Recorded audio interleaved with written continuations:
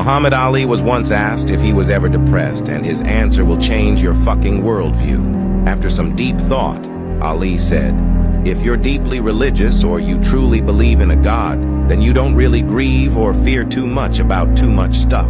I've never been down. I would if something bad happened to my daughter or my son, or if my mother just passed away. That would get me. But death hasn't happened real close to me yet, so I've never really just been depressed or sad." The interviewer then asked him, "What would you like people to think about you when you're gone?"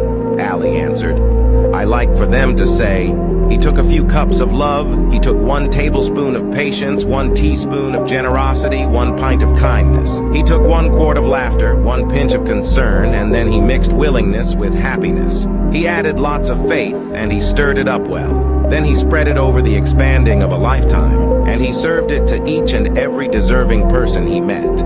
The best ever. I'm the most brutal and vicious and most ruthless champion there's ever been. There's no one can stop me. Lynx is a conqueror. No, I'm Alexander. He's no Alexander. I'm the best ever. There's never been anybody as ruthless. I'm Sonny Liston. I'm Jack Dempsey. There's no one like me. I'm from Nairclaw. There's no one that can match me. My style is impetuous. My defense is impregnable. And I'm just ferocious. I want your heart. I want to eat his children. Praise be to Allah.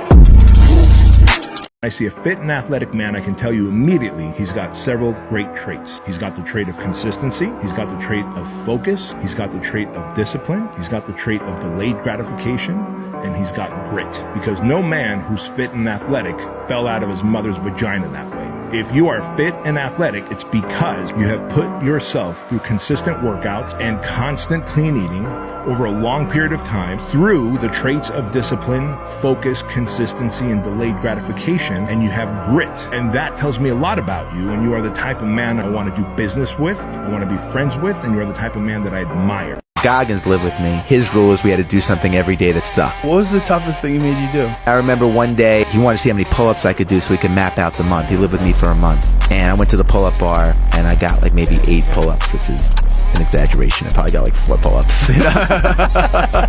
A lot of people are listening, so I'll say 8. And then he said, "All right, wait 30 seconds, go and do it again." And I went up on the pull-up bar and I did maybe like 3 or 4.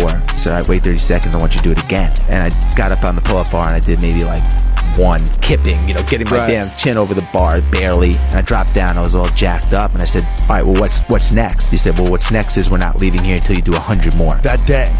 Now, I was like, "Man, Goggins, that's impossible." And he said, "I already know what your biggest problem is." And he's like, "The limitations you're putting on yourself are self-imposed. Get the fuck back on the bar."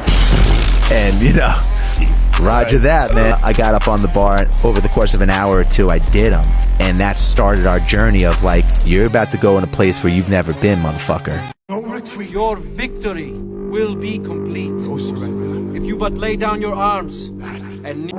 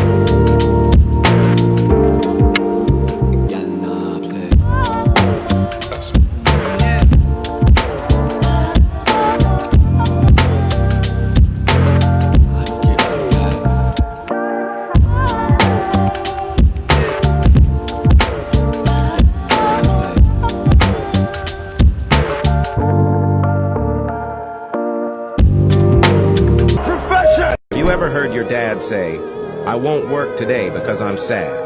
Exactly. Fuck your feelings. Your parents didn't work their ass off to raise a lazy fool. Have you ever thought about it? How much more potential you have. You could have achieved so much more if you just did your work without complaining. Look at your life as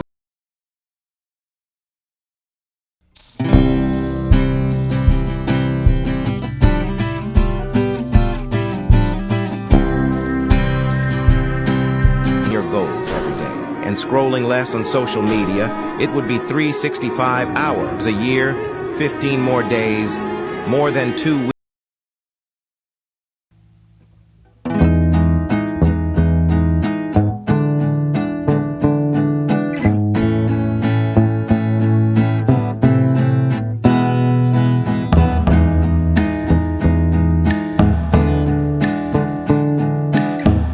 years old and you're like, man, I know I'm eating bad. I know I'm overweight. Join the real world, make your own money, and sneak a protein bar in your room. If you sit your parents down and say, hey, listen, I love you. Thank you so much for this home. I'll never stop loving you, but I've been learning this stuff and I really want to become better. Hopefully I'll become so good I can take care of you one day. Will you help me? What parent is going to be like, no? None.